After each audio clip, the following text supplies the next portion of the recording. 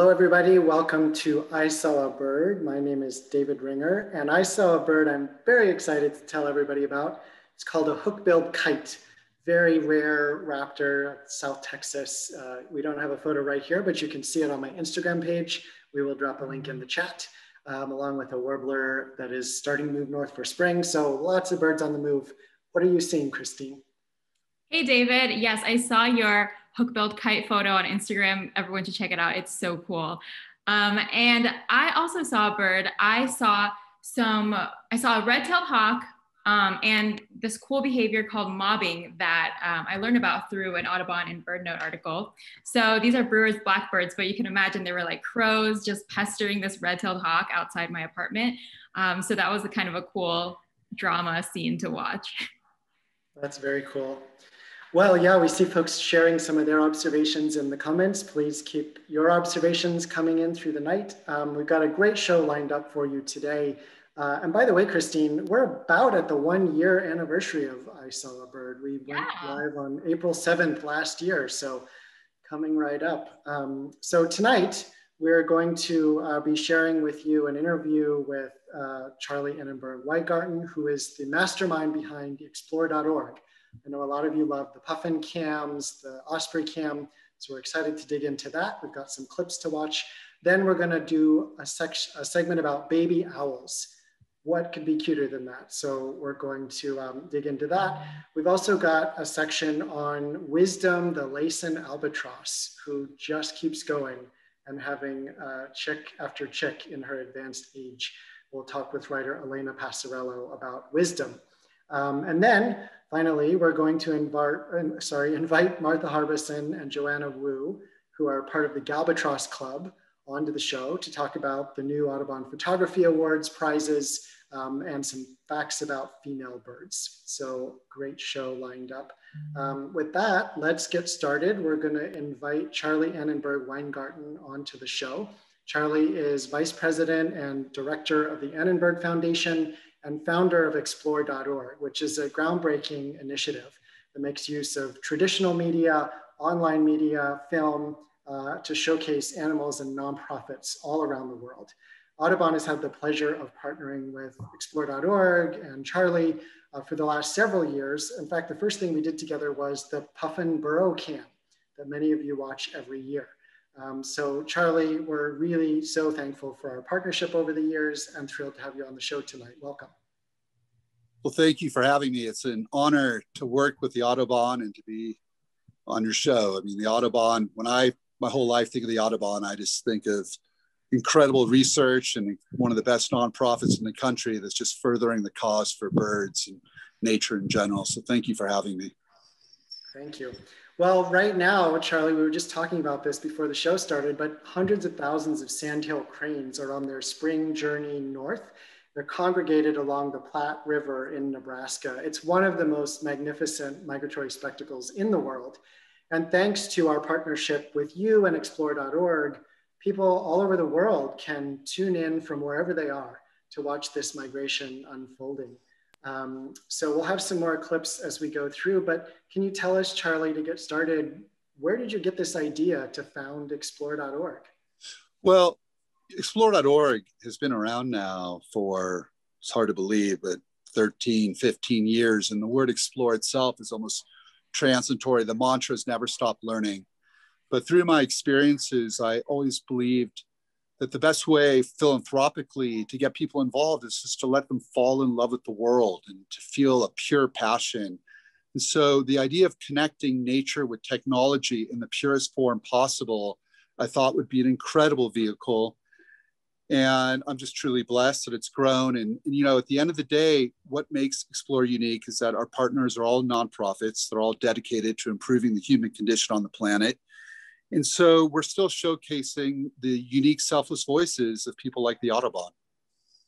Yeah, thank you, Charlie. And we actually have a viewer, Karen, who wants to say, special thanks for the new condor nest, Charlie. Yeah, the condor nest is really unique. And last year in California, there were fires, and the fire we thought was going to wipe out everything. So it's an incredible and how resilient nature is. And so we're really happy that the condors are still there and thriving. And You're welcome. Yeah, viewers can check that out on explore.org as well. So I love that you mentioned your tagline earlier, which is never stop learning. So I'm curious, what are some of your favorite learning moments that have happened throughout these cameras over the years? Whew, you know, there's so many special moments that have happened on Explore. And to be able to observe nature that intimately, it's hard to describe. I mean, where else in one single day on Explore? Just yesterday, let me give you an example. I watched the Northern Lights at night. We had the Sandhill Cranes. I saw a herd of elephant in Africa. I watched a spoonbill nesting in Florida Everglades. And then there was an Arctic fox that showed up on one of our cameras, and that was all from the comforts of my home. And so what you really are able to do is take citizen science as much as you like. So for me personally, Explore is actually an antidote to stress. It truly connects me to the natural world and helps me recalibrate. But what's so neat is you can take this as much as you want. Classrooms use it as study guides. Scientists use it to study. I found, God, I've seen so many amazing moments, but the brown bears at Katmai, and last summer with COVID, there were no obviously humans there, and watching them interact and the families were all interacting, I found really fascinating. And simply watching the mating rituals of birds. I mean, the way that they come back to the same spot. You know, it's interesting. We get lost in technology, time, social media, TV. But when you watch nature, in particular nesting, you realize how we're connected to something much greater, how like clockwork, they come back to the same spots, build their homes. And there really is a rhythm that we're all connected to. That's really beautiful. And Charlie, one of our viewers named Kevin says that the crane cam is awesome. And especially now with 2 seasons where we haven't been able to travel to Nebraska because of COVID, he really appreciates being able to take part from home. So he wants to say thank you. You're welcome, Kevin. Explore is really about everyone else. We're one big, huge family. And so welcome to the family. I'm just a steward of the public, but truly hearing about your happiness and how you're able to connect with it is a cherry on the sundae for me. So to anyone watching Explore, thank you very much. That's great. And we know that so many people do. So the Crane Cam is our newest offering in our partnership. But as we mentioned at the top of the show, we actually started with the puffin cams in Maine and really brought the first experience for people to see where puffins nest inside these burrows. People fell in love with those fluffy little puffin chicks, pufflings. And it's really inspired so many people over the years, Charlie. You know, you've talked about the nonprofit aspect of the work you support, but tell us a little bit more about what it means to be able to connect people with causes and, you know, a way to improve maybe nature, but also their own communities. Well, you know, again, if you really think about it, I'm looking at this video highlight. I mean, to be intimate, think about it for a moment. In a puffin cavern, watching this is just a miracle. So sorry, you sidetracked me. And this is what I mean it's all about. We're all observing a miracle. And the difference is it's live and it's pure. There's no manipulation here. And so it really allows people to open their heart and realize just how special and magical the world we live in is. And to be able to observe things like that, to me, is the highest form of education and knowledge. And it's great. And, you know, it's funny. I've talked to people of all ages I work with, and the cameras are no substitute. I always tell people, if you have the opportunity or the health, just go outside and observe the wonders around you. You know, I'll always be here for you. We're a bridge. Use us as you like, but there's so much magic under your nose. And it's just beautiful to see it have grown so much. You know, I think one of the things that's happened during the pandemic is that people have discovered nature and birds all around them. It's one of the reasons we started I Saw a Bird was people were forced to slow down and started noticing what was around them. But I know a lot of folks are eager to get back to travel as vaccines start to roll out and things turn around. And Charlie, this reminds me, you know, we have this very popular osprey cam that you partner with us to run in Maine. And people have actually gone to Audubon's Hog Island camp in Maine in order to see these ospreys in real life. Wow. We've created an incredible sense of community around these cams with comments and YouTube videos and all kinds of conversation. did you approach that community building aspect very deliberately, or did that kind of blossom around these wonders of nature? Well, I've always been fascinated with the idea of community and bringing people together with shared visions and values. You know, to me, Explore was always a little bit more of an underdog. It wasn't trying to be a popularity contest or likes or counts. It was really just about a safe haven for people to just feel connected to the natural world. And so when you hear these stories of how it's, you know, I think of myself as laying breadcrumbs to people like the Audubon Society or to this amazing camera. So the fact that people then go out and visit and plan trips or holidays around that is, again, just another cherry on a bigger sundae, I guess. So there you go. But those stories really mean so much to myself and to my amazing staff, who really are the true heroes of Explore, who work so hard. So, yeah, you know, it's team effort.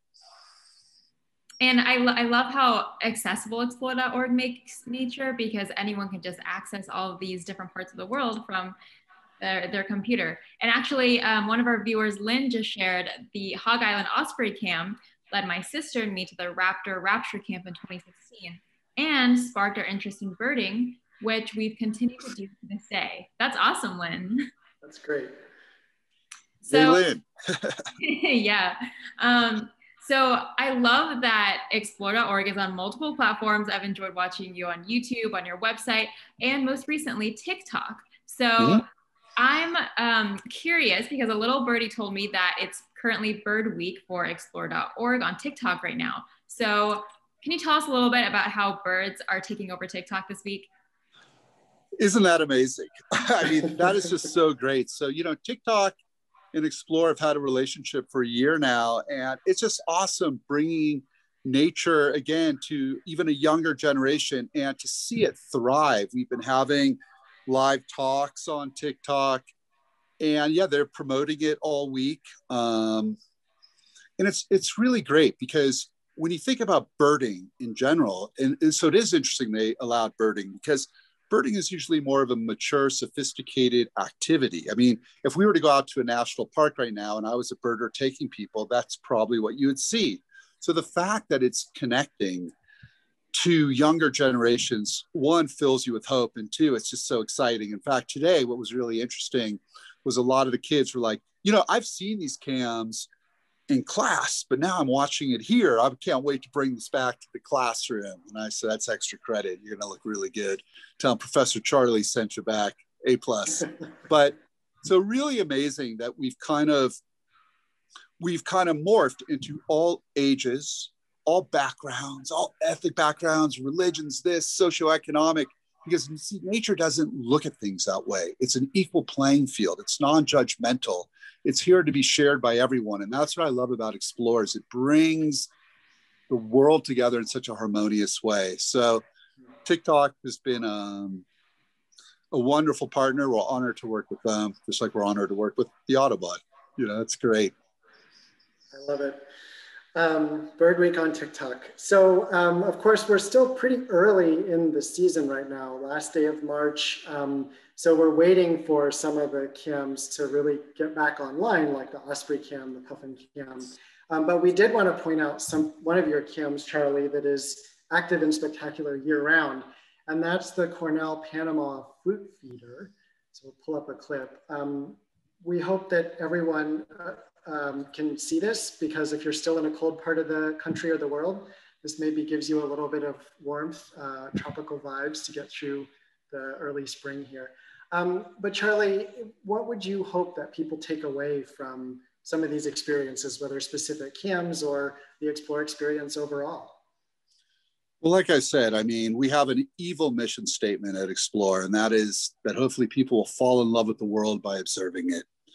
So if we could connect people to nature, give them a sense of purpose, if we could connect people to leading nonprofits like the Audubon Society, develop community, develop an interest in the natural world, then, you know, we've succeeded. I think it all starts with those, you know, kind of simple steps. You take care of what you love. And if you're watching the osprey nest, the puffin nest, the sandhill crane nest, the Panama fruit feeder, we could go on and on.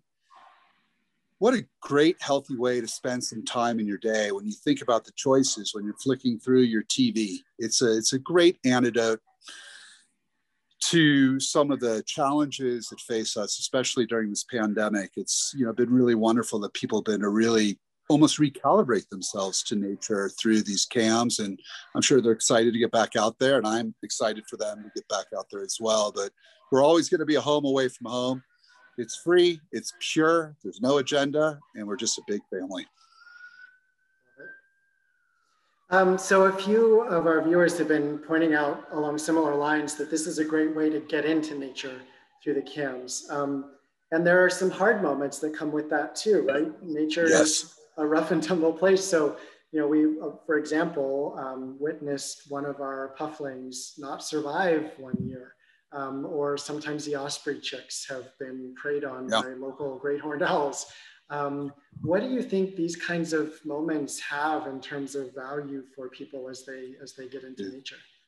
Yeah, nature can be merciless. It's a difficult place. And the way I see it is the following. Nature is not a Disney movie. It's not how it's been presented. It's sometimes they're not happy endings. But the way I describe it to the Explore community is, if I told you that the osprey was attacked and died last night, and I just told you, you'd be okay. But there's an outpouring of emotion at Explore, and that shows that it works. That people are so connected to the natural world that it actually hurts, and they care, and there's been vigils and fundraisers. So it shows you the power that it's created in connecting with the people of the natural world. So yes, is it unfortunate? Yeah, listen, I'd like it to be like a Disney movie. I've seen things happen all the time and I get concerned, but that isn't real. But the reverse of that is the beauty that people come together and they grieve and they mourn. And it shows that it's working as a result. Because if you just went down the street and said, oh, did you hear that on Hog Island an osprey nest got attacked by an owl? They'd be like, what? So like the fact is, it's just another message, but we're not living in an animated Disney movie. This is, real nature, and it's pure, and it's a testament to our audience that they care so much, and your audience as well. Indeed. That's really well said, Charlie. So I think we have time for about one more question for this segment. A lot of our viewers are wondering about the technical aspects of these cameras. So you mentioned the puffin burrow. How do you set up that camera, for example? These are complicated questions, and this could be a whole other talk with our technical team. Satellite, some cameras are satellite, some are solar powered, some are on a grid. I try, it's almost interesting, especially the underwater ones, because they do break down a lot. And sometimes people get frustrated, and I almost think we take for granted how complicated this is to be off in one of these remote islands in Maine with rough weather and rain and to keep going. And so I'd almost like to defer that to our team, but somehow miraculously, we just have a selfless team that's always working around the clock to keep things working as much as they can. And my hats go off to them. And that could be its own talk, but we figure out ways. I mean, we have some really remote cameras, and like I said, some are solar powered, some are every type of power we can. I mean, we try to keep it as clean and obviously protecting the natural surroundings. I mean, we would never do that, but it's challenging. It's really impressive.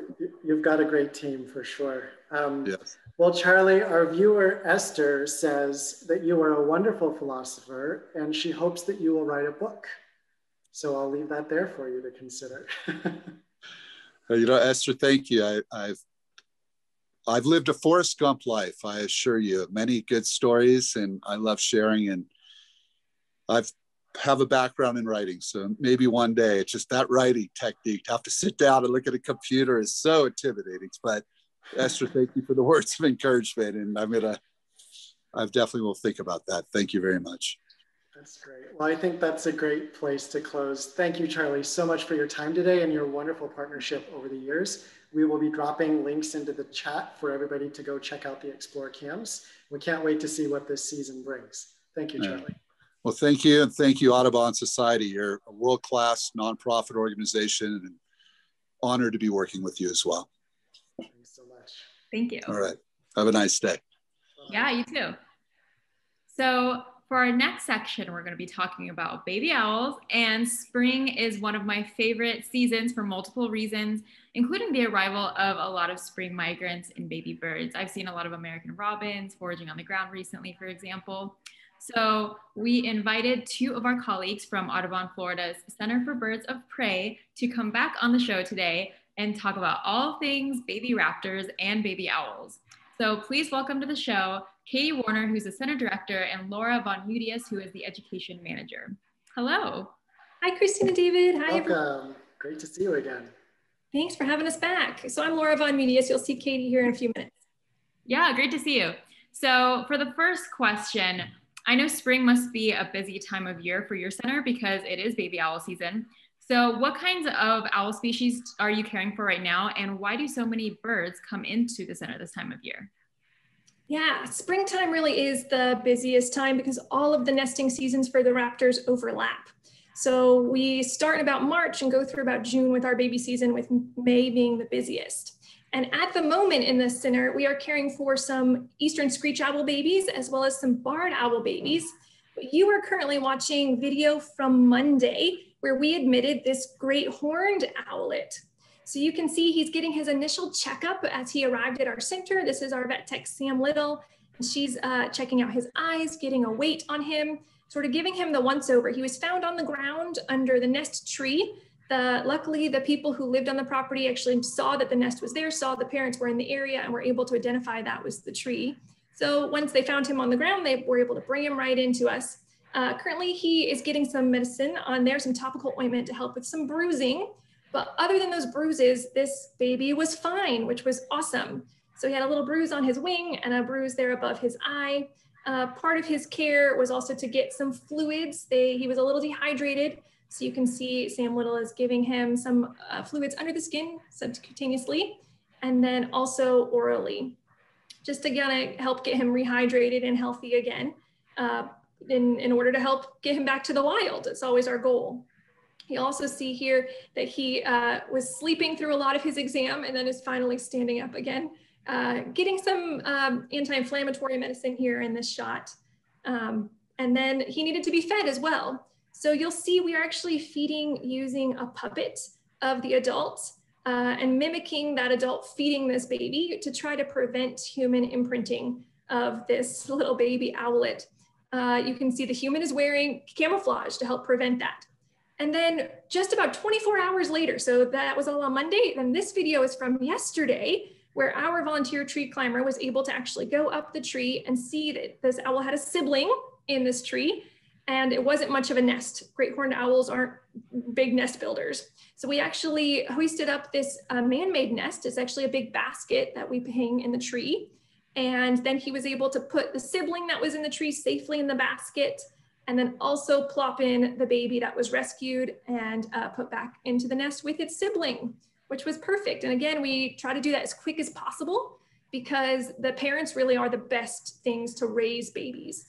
We can do it a little bit, but it really is best to have them raised by their own species. So we actually admitted a second great horned owl Monday as well, and that is already at a different center that has a foster parent, which is lucky enough to partner with them and have that baby be raised by that parent, since we could not find that nest to return that particular baby.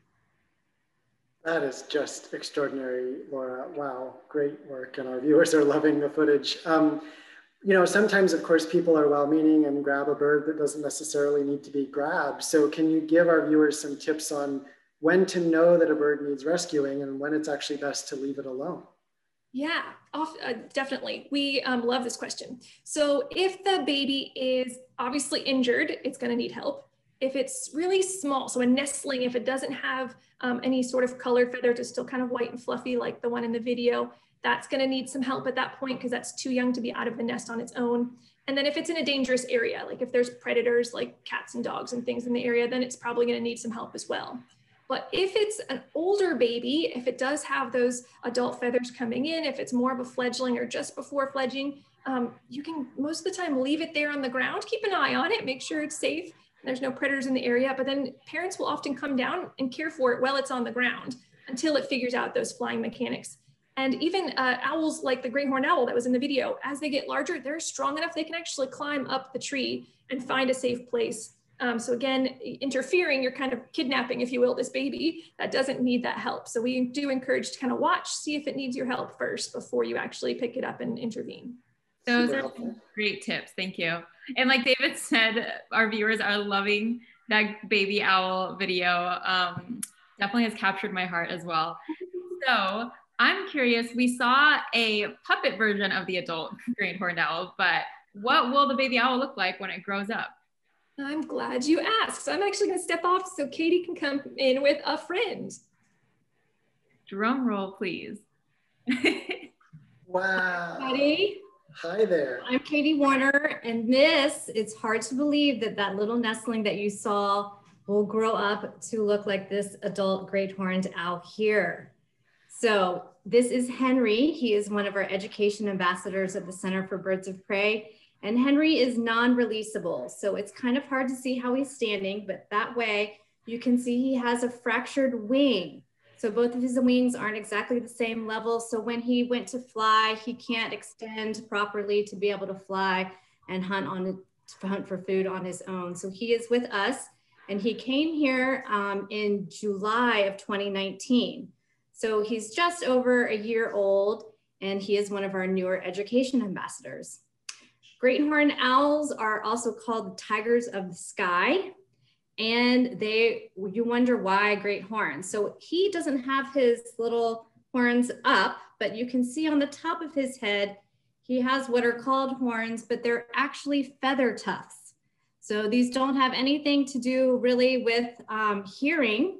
His ears are actually behind his facial disc, but it helps sometimes with camouflage when he's out in the wild in a tree. So as you can see, his coloring makes him blend very well into his natural environment. So Henry weighs about 3 pounds. You can see he has very large eyes, and they are nocturnal. They hunt in the evenings and have excellent eyesight. They can hear their prey first and then zone in the dark of night. They're also called silent flyers.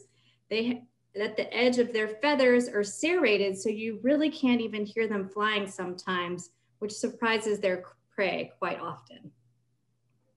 That's amazing. And nice to meet you, Henry the owl. It looks like he's enjoying the attention. So we have a question from a viewer named Lisa, who wants to know, how do you make sure the owl parents don't catch you rehoming the bird? So that's what Laura mentioned first, is really good if you find a baby owl or a baby bird, to make sure to see if their parents or nests around. So sometimes if a bird comes to us and we know that there's a family unit out there and there's no injuries, we'll return it back, and the parents usually hang out for a while before they'll leave the actual area where their nest is. Cool, thank you for that. So a lot of our viewers also want to know, what exactly do you feed baby owls? So all birds of prey are meat eaters, and we feed our babies a combination of ground up meat and a special diet with supplements. If you saw in the video, it's cut in very teeny tiny pieces. The parents, will bring normal prey items to the nest, but then the parents will actually rip and tear the food into small pieces to feed their babies. Great horned owls, one of their favorite food items is skunks. They will also prey on rabbits, large mammals, sometimes other birds. So these guys provide a great meal for the young that are in the nest. Wow, skunks, huh? That's quite a meal. They don't have an extremely good sense of smell like mammals, so it doesn't bother them at all. Amazing. So Kitty, one of our viewers named Rick has a fact check question from something Rick has heard. So true or false? Owls can turn their heads almost all the way around, but they're unable to move their eyes. Is that right? So that is true. That is true. Humans, we can move our eyeballs looking side to side, and owl eyes are actually stationary. So for Henry to see anything, he actually has to turn his head if he's looking for something. As you can see, They can turn their head quite quickly, and it can make it about 270 degrees around. Wow, that's pretty far. That's awesome. So Leslie wanted to share, I took my 3rd grade class to your facility every year. You provide such great environmental awareness. Well-meaning people actually can hurt wildlife. So thank you for all that you do. Oh, thank you, Leslie. We're so excited to hear that news, and we look forward to hosting groups back at the Center for Birds of Prey soon. Yeah, hopefully that can resume soon. And also a question from another fellow viewer. Gabrielle wants to know, when and why do owls hoot? So that's a good question. Certainly during nesting season is the time you will hear them the most frequent and the loudest. These guys are looking for a mate.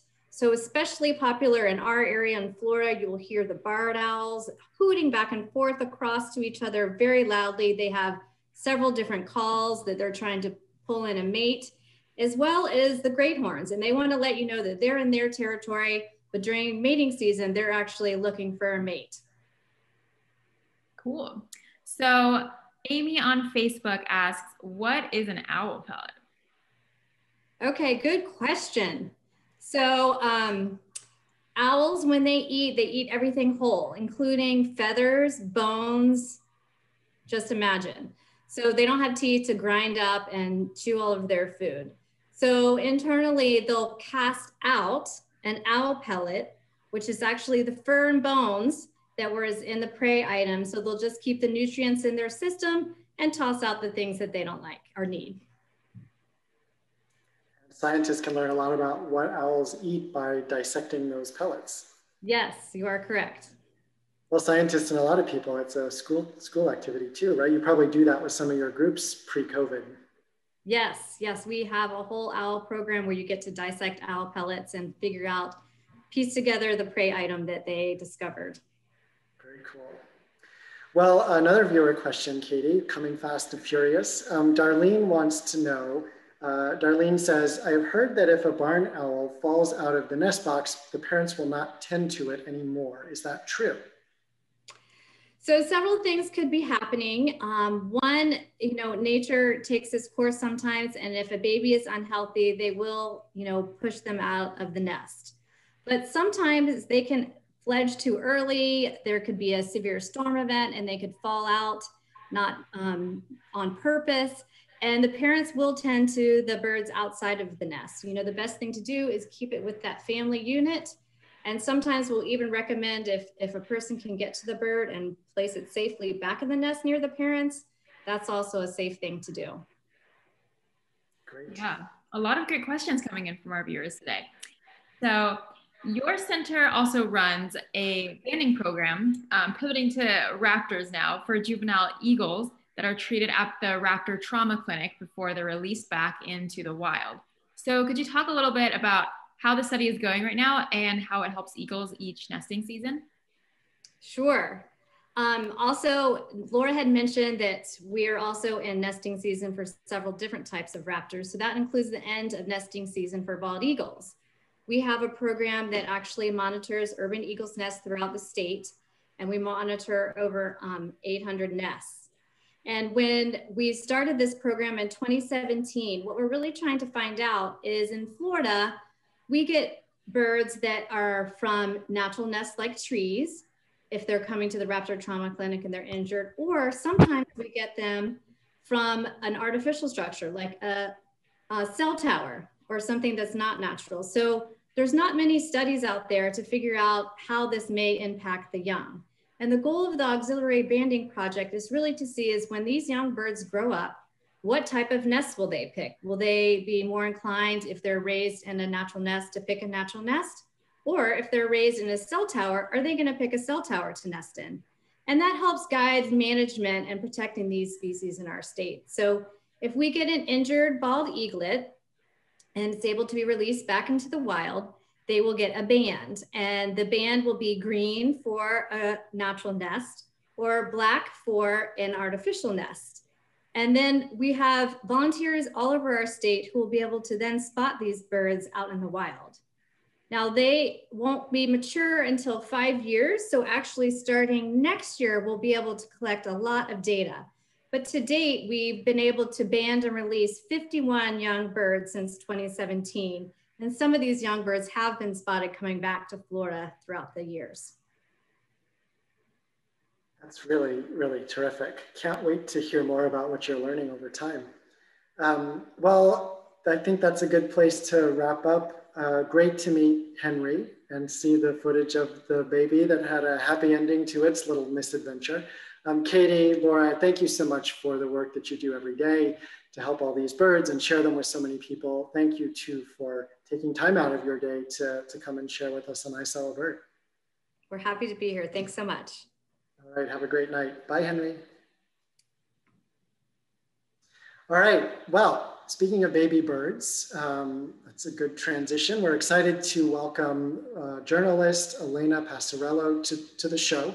We mentioned at the beginning, we're going to talk about Wisdom the Albatross. And Elena just did a piece for Audubon magazine about Wisdom, who is at least 70 years old and has recently hatched a new chick again for as long as scientists have been studying her. So welcome to the show, Elena. Hi there, I'm so happy to be here. Although following a big owl, I mean, that's really a tough act to follow. What a great bird Henry was. Very impressive bird, no question. Well, Elena, what drew you to Wisdom's story to begin with? Well, you know, I had never heard the Wisdom story before Audubon got in touch with me. And I usually write celebrity profiles, sometimes of animals, but usually of humans. And an editor at Audubon got in touch and said, would you like to write a profile of the world's oldest known banded bird who's 70 years old? And I was like, would I? Like, this is like the kind of email that that you dream of getting. And then I got to learn all about the species, Laysan Albatross, and their the way that they take over Midway Island every year, just covering this tiny island in the Northern Hawaiian Islands with nests. And then I got to talk to all these amazing people who have known Wisdom for most of her 7 decades. So it was a real treat. Well, Wisdom is a celebrity all on her own. So in your article, you write about how albatross venture out to sea in their youth, and then they return back to Midway Atoll when they're adolescents to, as you write, practice dancing. So there's this really cool video we want to show. And could you describe exactly what is happening with this dazzling mating ritual that happens between them? Yes. And, you know, I would describe it as something much broader than a mating ritual because it takes years for these albatrosses to practice it, to refine it, to put their own special sauce on it. And they practice with lots of different albatrosses all around the island. And I actually found a description of this dance from 1975. And I just put it in the chat. I'll read it out loud too. Bow, stare, and whinny head flick, rapid bill, clapper, air, snap, bill, under wing, sky, snap, stare, sky, call, and head shake, and whine, stare, head flick, rapid bill, clapper. Just like, and so, and when I was learning, isn't it amazing? And I think people, you know, have just been obsessed with this dance for so long. And I think the reason that it's so intricate is because this is the kind of process that's going to allow these birds to be together, perhaps for their entire lifetime. And then we started doing it around the house once I watched a bunch of videos. Like we would do like the dap, or we would do like the, you know, where they dip down and then they move back up. So yeah, that's the dance. I love it. Well, Wisdom is often described as the world's oldest known wild bird. She's up there in the generation of people like Cher and Dolly Parton, but we actually don't know whether she might even be older. Can you talk about the process of trying to determine her age? Yes. So Wisdom first kind of became known to sort of the human imagination about 25 years ago when Chandler Robbins, great citizen scientist, journalist, and bird aficionado, he realized in 1999 that this bird that he was rebanding, he had actually banded back in like 1956. And it was an amazing thing to figure out in 1999 that this bird was maybe, you know, around in the Eisenhower administration and that Chan Robbins had met her. So then he did some backwards math, usually because he found wisdom when she was sitting on an egg. Usually Laysan albatrosses do not mate until they're about 5 years old. So then he counted backwards and listed 1951 as her early or her latest possible hatch date. But she could be 71, 72, 73, 74. And when they found out how old she was, it changed the life expectancy, the reported life expectancy of Laysans by something like 20 years. But the thing that really gets me is she's probably not the only one on Midway who is this old. She might not be an anomaly at all. She's just the only one that we've managed to track and officially confirm has been around since the 1950s or maybe the 1940s. I just got goosebumps. Wow. It's cool, right? Yeah. Yeah, it's fascinating to think about like how many old albatross might still be out there. Yeah. So I like how you mentioned the big events throughout her life, and that's one of the things I wanted to ask about. So something that I loved about your piece is how you marked some of the cultural milestones that have taken place during Wisdom's life. So could you recap a few of those? Sure. Laysan albatrosses practice nest site fidelity. So Wisdom, we know, has been coming back, not just to Midway Atoll, which is like Midway Island, which is like 2 miles wide or something like that, but to the same basic little pile of sand again and again and again. And Midway has changed so significantly over the course of her life.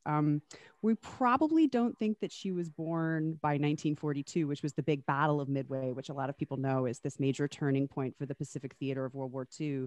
But she was definitely there for the decades in which Midway was a thriving military base.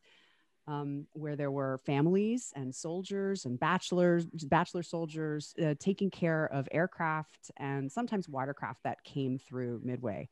2 presidents had visited Midway while Wisdom was there, probably while she was out at sea, not during breeding season, because it's kind of hard to walk around when the Laysan albatrosses are covering the island. But Nixon came in the 70s and Barack Obama came when the area of the Northwest Pacific Islands was officially sort of given to the Fish and Wildlife Service and made, I think it's like the largest seafaring wildlife community or wildlife refuge on the continent. I'm not quite sure exactly what the superlative is there. So yeah, she saw that. She was in the 2011 tsunami. She actually had laid an egg. The tsunami hit Midway, but the waters didn't rise all the way up to where her nest is by the Bachelor Barracks. She's a smart bird. She's got the highest ground nest on the island, or one of the highest. She also was around for this thing that they call the Great Nest Census that's been going on for 20 years, where humans get to go to Midway every year and count the 40,000, 4 million, however many they are, nests that are on Midway every year. So she's seen it all, man. Been through it all. Yeah. The thing that I like to think about is she probably learned how to dance around the time that American humans were like doing the Watusi and the stroll and the Madison, she was like a 50s kid. So she's like, oh, everybody's going to sock hops and she's having like a little flappy Goonie Bird hop. I love it. I want to see the video mashup. Yeah. So we have a viewer question from Lisa, who said that she got to work with Chan Robbins and hear the story of Wisdom directly from him when he was 90. Elena, can you talk a little bit more about Chan Robbins for those who, unlike Lisa, may not have met him? Yeah, he's actually kind of new to me as well. So Lisa may be even more of an expert on this great man, but I know he was a pioneer in he's sort of known for being both a citizen scientist and a statistician. He was really important in the sort of bird banding movement that allows us to track and understand North American birds. And he was, I think, in his 30s in 1956 when he banded Wisdom, and had been banding birds before that, and then continued banding birds all over the continent for the majority of his life. I believe he died quite far into his 90s very recently. Yeah, so he's really, really recently. And he always, I saw a video of him when I was researching the book where he talks about how every time he comes back to Midway, he's like, waiting for Wisdom to fly back that year. He's like, which one of us isn't going to make it? Which I just love the idea that these two species are kind of meeting each other year after year and sort of giving this like salute. Yeah, that's beautiful. Well, it's not always easy being an albatross. What are some of the threats that Wisdom and her other Laysan albatross kin might face? Yeah, you know, this is one of the things that really fascinated me about the story of Wisdom is how hard humans are working to keep her and her species safe, because over 90% of the planet's Laysan albatrosses come to Midway every year. So there are small things like Rattus rattus, a rat, was affecting the sort of nest population. There was a huge rat eradication that happened about 10 or 15 years ago, and another eradication of a flora that that really made the made nest building a little more difficult. And with those two eradications, now there is an uptick in mice on the island. And they're working really hard right now to do a mouse eradication. It was a little stalled for COVID, but I think it's back in business because these mice will come and sit. I mean, you cannot get a Laysan albatross off their nest. They share the nesting duties, the male and the female, and they sit there through it all. And so these mice will sit and sort of nibble on the albatrosses and, you know, sometimes mortally wound them or sometimes force them off the nest so then the egg is abandoned. So right now that's a major issue. But the biggest issue, of course, is climate change. The island itself is being really significantly affected by things like decreased winds, which makes it much more difficult for albatross, who are big and heavy, to take off.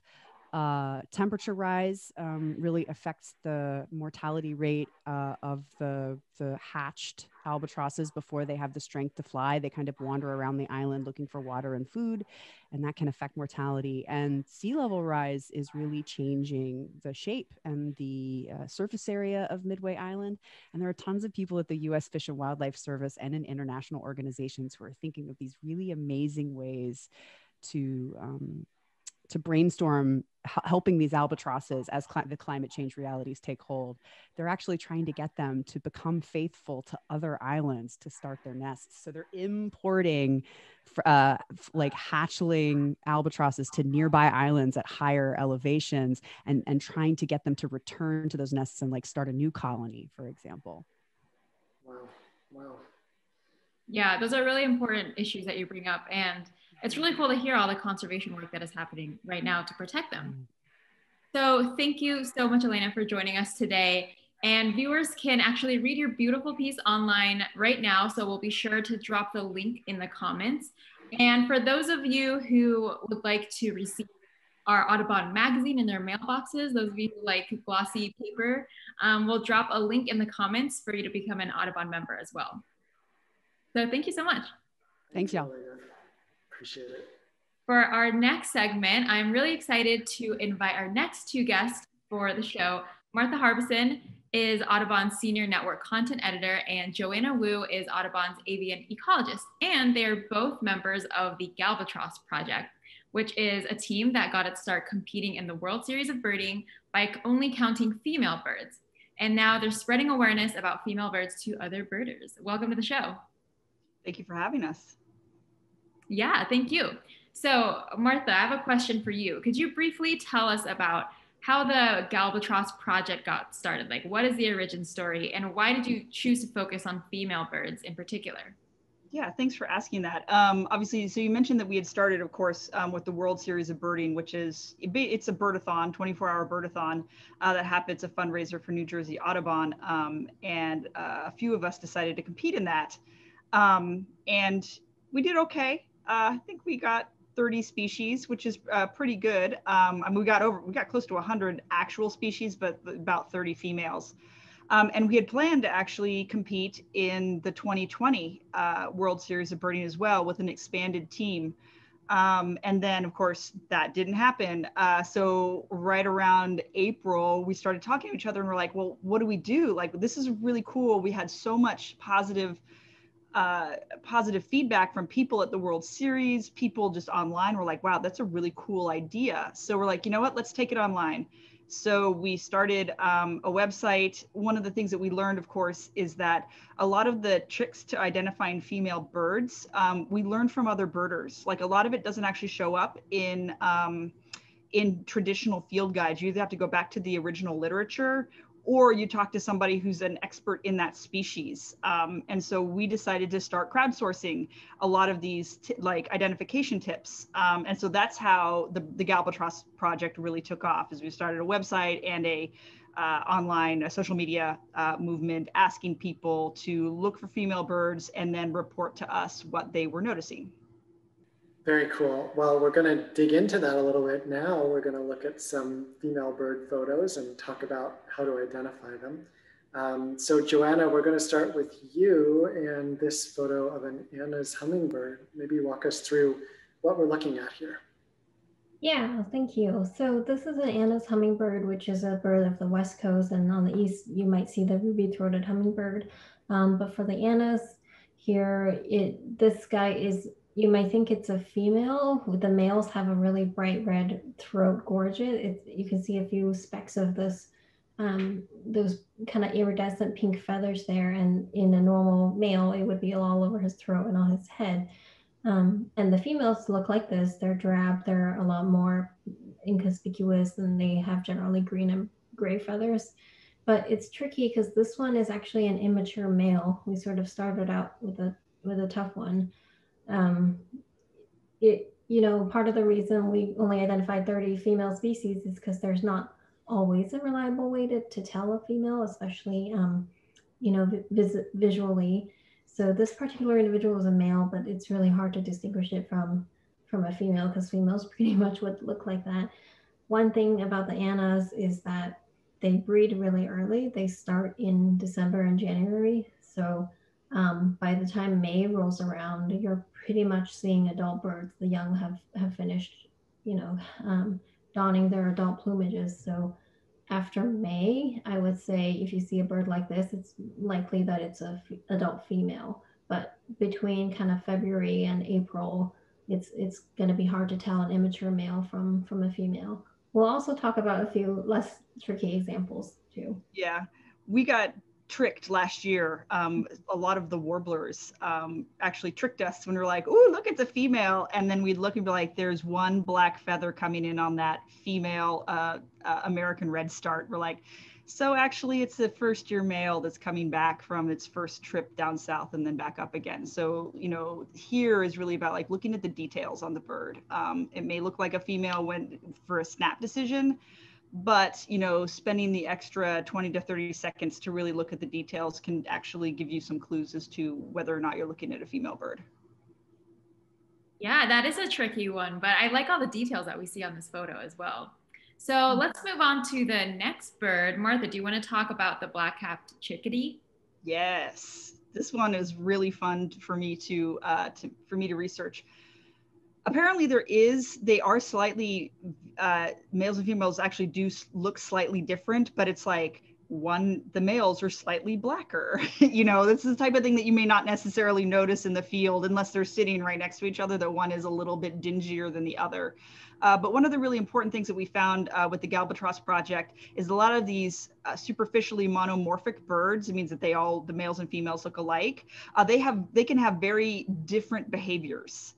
And a lot of those behaviors will actually be not assigned, but essentially taken on by one sex or the other. And so what I found is that the black-capped chickadee, and in fact, every bird that I researched in this genus, so the chestnut, like the chestnut-backed chickadee, the mountain chickadee, the Carolina chickadee, females only, like if you see a bird on the nest with eggs and it's incubating the eggs, 100% that's a female. The males never do that.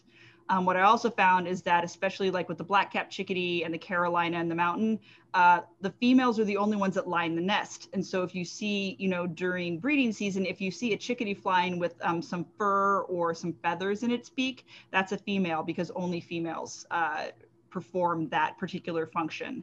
And you can see this type of behaviors replicating across certain families. One thing that I learned again this year is that and Pitnax flycatchers, all the birders out there just like, oh no, these are the types of flycatchers.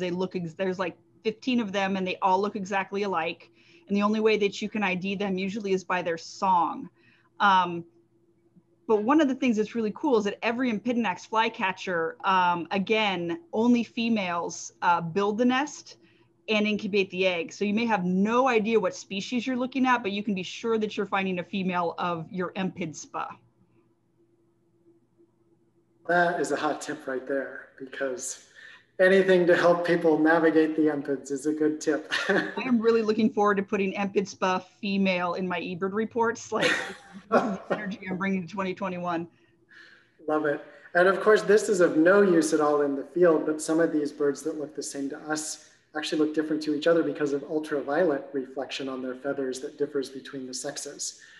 But for us ultraviolet blind humans, these behavioral tips are fabulous. Thank you, Martha.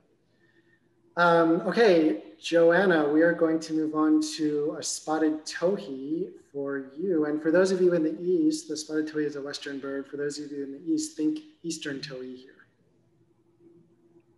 Yeah, this bird is one that when I first started birding, I thought the females and males looked the same, but it's kind of neat if you see a bird that's got this kind of plumage and it has a little bit of brown on its head, on its throat, on its back. If it has a little bit of brown, then it's a female.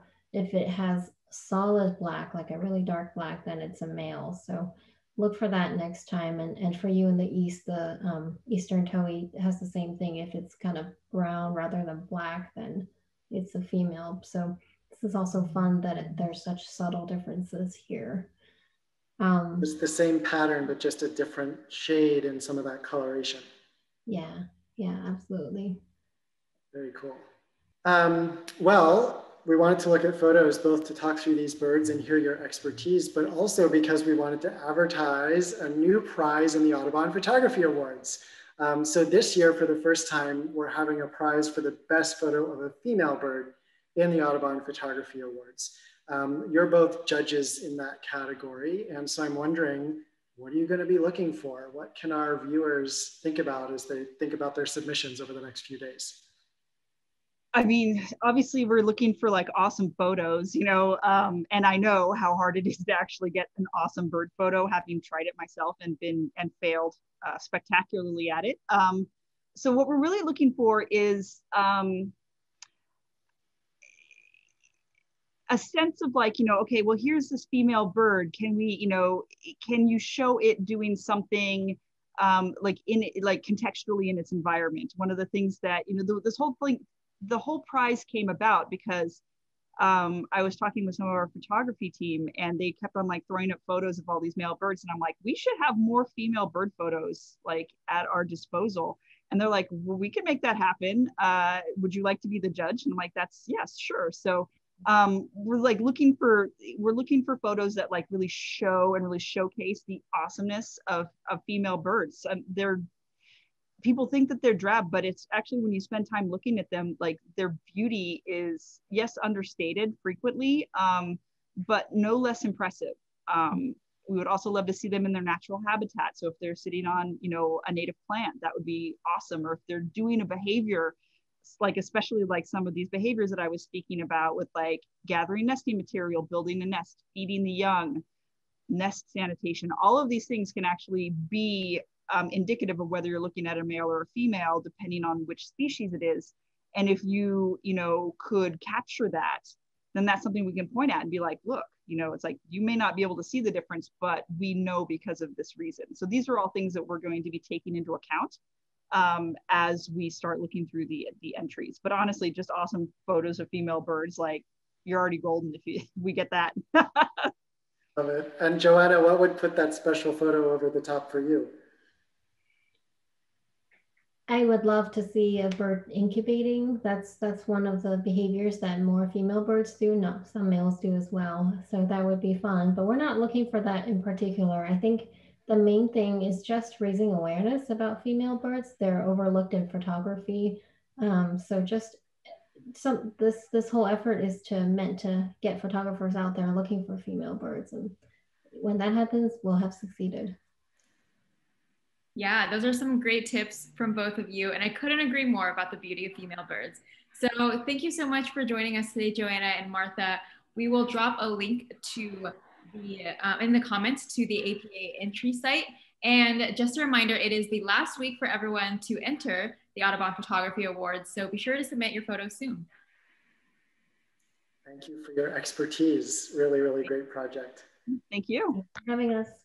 So we are going to turn now in the last couple minutes of the show to something that you can do to help birds. And in fact, some of the birds that we've talked about tonight.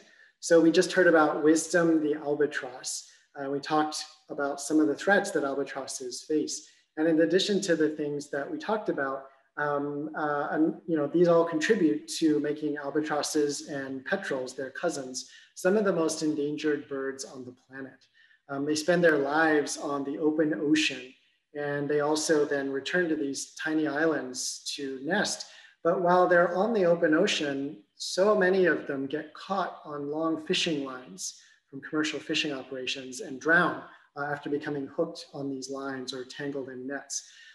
So in order to ensure survival for more of these magnificent birds so they can reach those incredible ages like Wisdom, what we need is international cooperation in how fishing works across the oceans.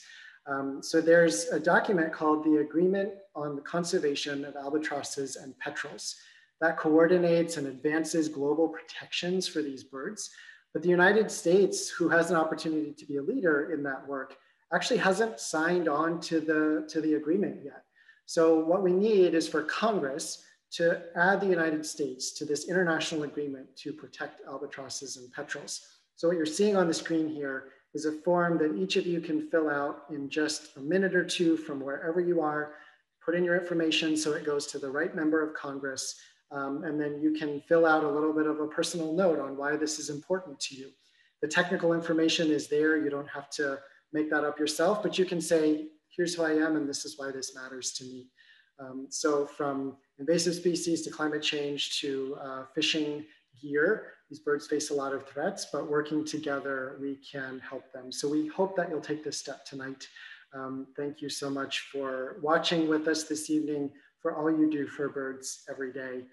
Christine, you know you're my favorite co-host. We hope you have a great spring migration, everybody. Great to be with you. Happy spring migration. See you next month.